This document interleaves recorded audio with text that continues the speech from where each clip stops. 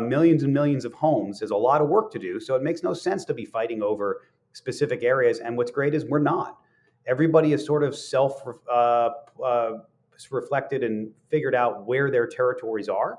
And we will work with other groups. If we get work in an area that we already know a 3D printer is in, we're going to give them a call. And we're going to say, hey, do you want to do this together? Do you want to do the project yourself?